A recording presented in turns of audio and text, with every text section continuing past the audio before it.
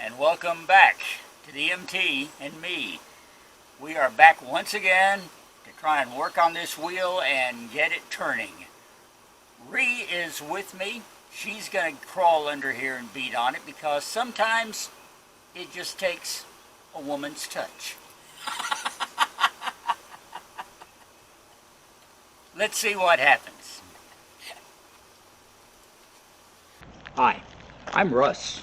I'm rebuilding a 1977 Mobile Traveler motorhome, and this is all about the MT and me. Well, thanks for joining us again here on the MT and me as we continue to work on this left rear wheel and try to get it moving. Now, if you saw the last video, you know we got the tires off and we got the axle out and all that stuff. And now it's just a matter of getting the drum freed and pulled off, but it is locked on tight. So one of our hunches is that the parking brake is causing the problem. And I'm under here right now looking at the parking brake mechanism. The cables seem to move freely.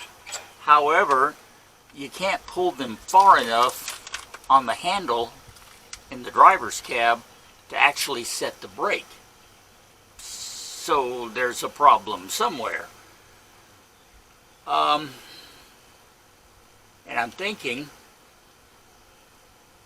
I'm going to see if I can disconnect the cable from the pulling mechanism here so that there's no tension on it at all. And then we're going to take a torch and try heating up the drum.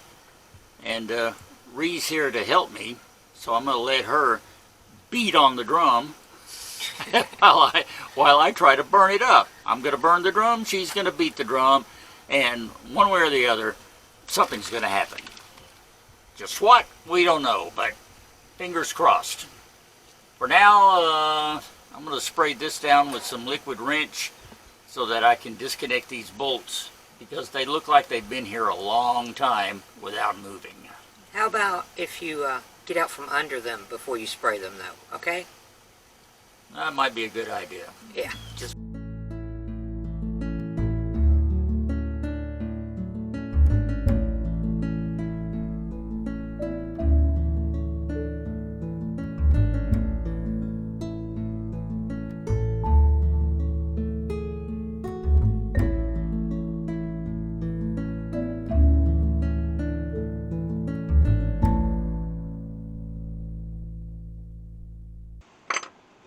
So, Ree was just under here, and she happened to look over at the jack stand and noticed something that's very disturbing. The axle is not seated completely in the jack stand. It's sitting on the rim of it.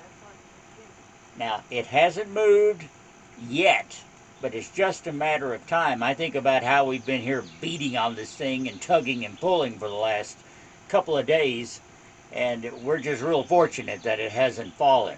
So here's the plan. First of all, I'm going to jack this back up, move this jack stand, and be sure it's seated in the axle properly. Let it back down and be it seated.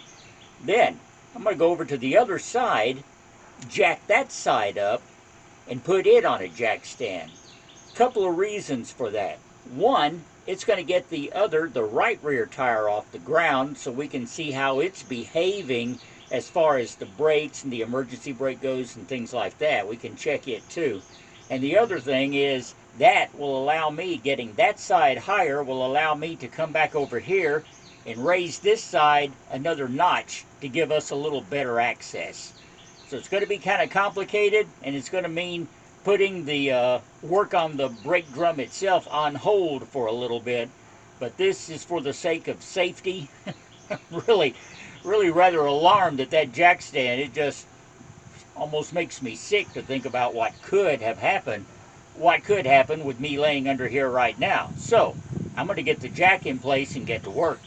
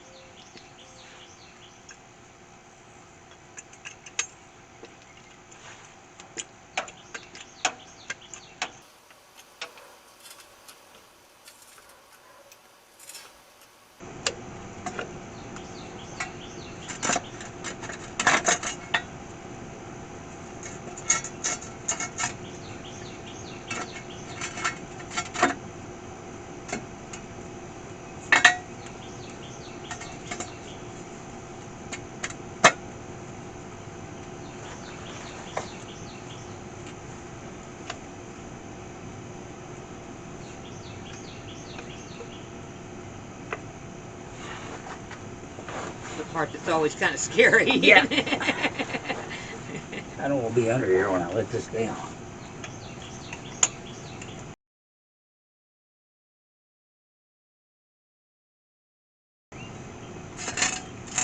Oh.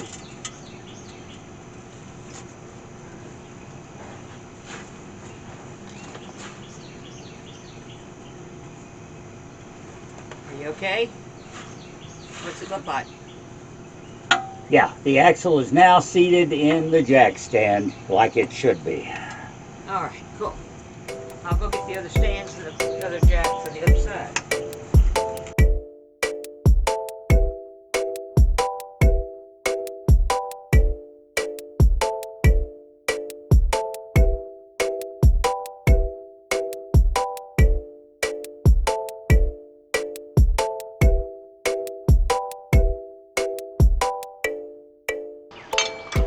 Well, we've been working on this wheel all morning, spraying it, trying to find an adjustment on it, and it still hasn't budged a micron, so to speak. So we've taken it, sprayed it down real good. This is basically vinegar, but it dissolves rust. So we've gotten as much on it and in it as we can, and we're just going to let it soak for a while and see if we can turn our attention to maybe another project here on the MT, something that we know we can do, so we'll feel like we accomplished something. And then we'll come back to the wheel and work on it some more. But hey, speaking of accomplishing things, we went in a while ago to check some video and try to decide what to do next.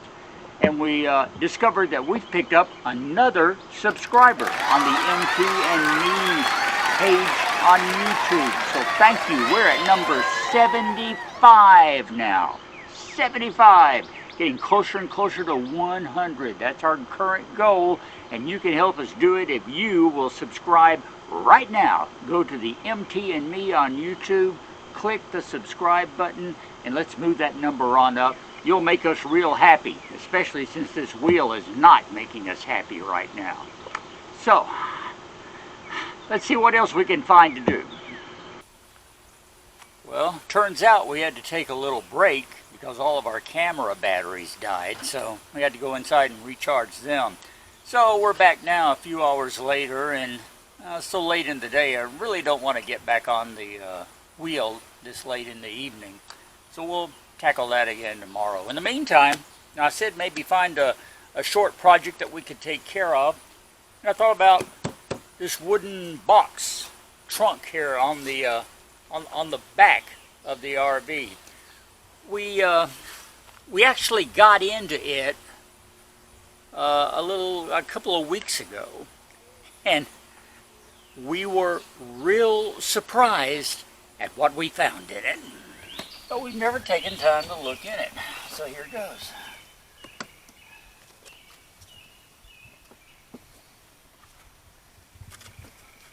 Yeah, there's wood, and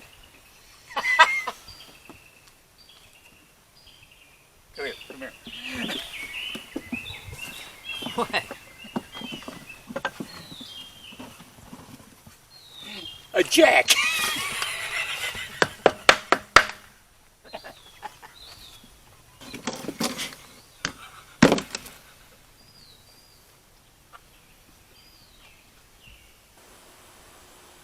So that'll teach us to wait so long for looking in the box. Now we have another jack. That's good.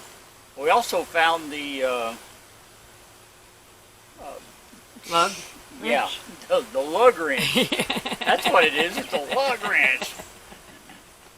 Or lugs like me to take tires off with. So anyway, well, we also found the lug wrench. So it was a real good day just getting this box cleaned out. But we don't want the box, so we're going to see about taking it off the back of Pearl. Frankly, I have no idea how it's attached, so let's see if we can find out.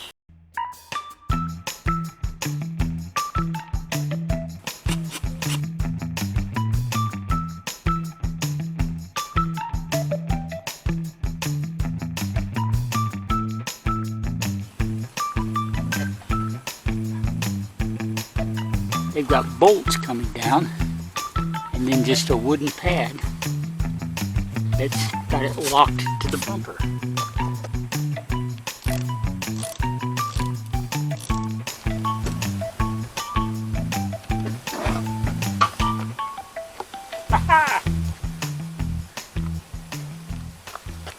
You can see how it was put on there. The box was kind of fascinating the way it was secured in place, and it's something that we can think about in case we do decide to go back here and reattach something. At this point, I'm not sure what kind of trunk we might build, but we're going to need one of some sort.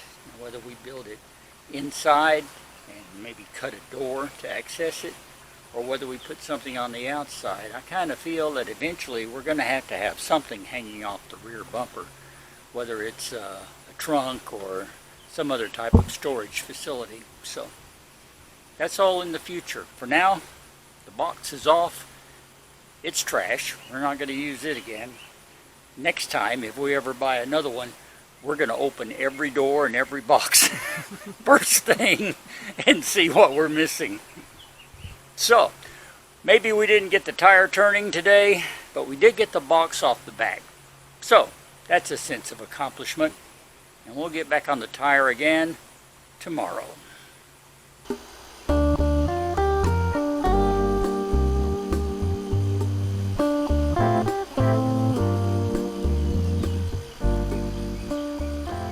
Don't let the glare of those legs blind you.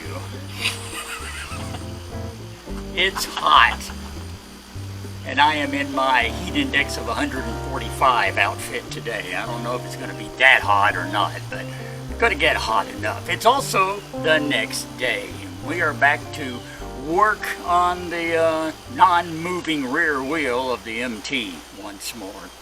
And Ree had a great idea when we were discussing this and watching videos last night. Why don't we undo the parking brake cable and see how that affects the movement of the parking brake handle, which right now won't set completely. And we'll also see if it affects the movement inside the brake drum any as well. So that's going to be the first order of business, getting that cable between the splitter and the unmoving rear wheel taken loose. It's loose. I didn't realize it was loose.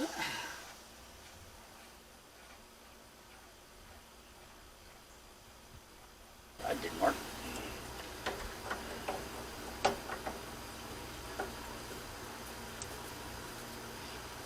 I don't think that's going to happen. Yeah, I think we're going to spray that. Let it soak a little bit. Can I do one? So, while we wait and let that penetrating oil do its stuff on the adjustment nuts, I think I'm going to take some stuff off the side of the MT just to pass the time.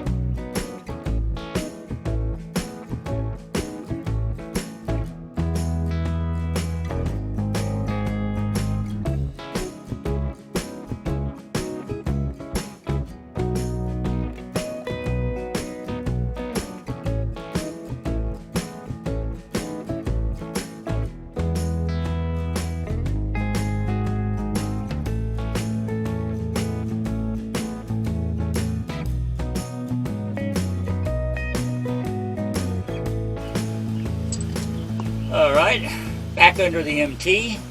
This adjustment nut on the parking brake has been sitting and soaking for about 30 minutes. So we're going to try it again, see if we can make it move.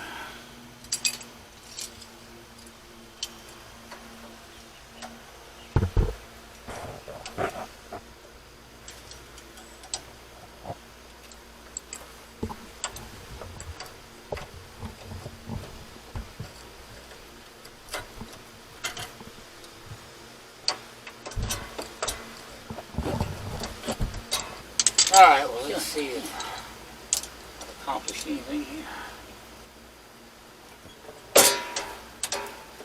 There. Yay! Okay. Alright, pull the lever and see what happens. Whoa! That's all the way up. So that popped up, huh? Yep. Well, in that case, this brake is definitely what's keeping it from setting. Now we know that the parking brake is frozen in place inside this wheel drum. Next, I say, let's apply some heat and see if that'll make any difference and loosen anything up. And if that doesn't work, well, we'll go from there.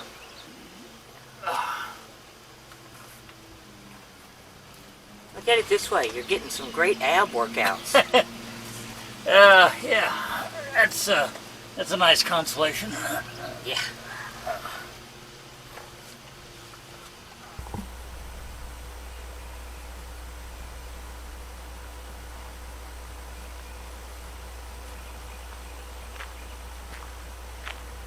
Okay, we lost our shade because it's afternoon now. You can see how sunny it is. I can feel how hot it is. So, positioned a temporary tarp, keep us in the shade while we're working on the wheel this afternoon. And before I fire up the propane torch and get back to the wheel, I've been reminded of a story concerning wheels and brakes. One of our followers, Loretta, commented on last week's video, had we found a port where we could lube the wheel. And of course we sprayed a little wrench, a liquid wrench inside there, but that's about all it is, because you don't want to oil brakes. And that's what the story's about. My first wife's parents, my first set of in-laws, were discussing one day driving around, and they had brakes that were squeaking, which brakes do when the pads wear out or they get misaligned. And my mother-in-law, her name was Edna. Edna said to Dan, "Why don't you oil the brakes?" And he spent the rest of the drive laughing so hard that he couldn't even stop to explain to her that you don't oil brakes. Kind of defeats the purpose of them. So lubing the brakes kind of reminded me of that story. So we're not going to oil these brakes unless that's the only way we can get them to release the drum.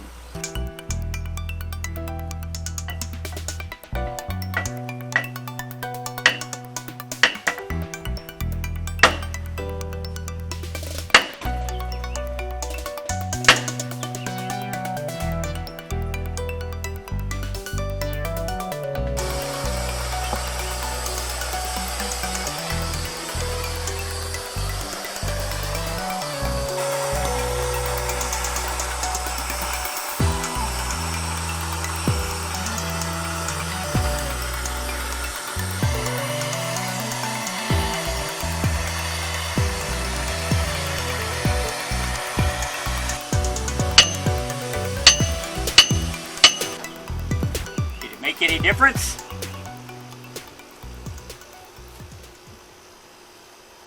Nope.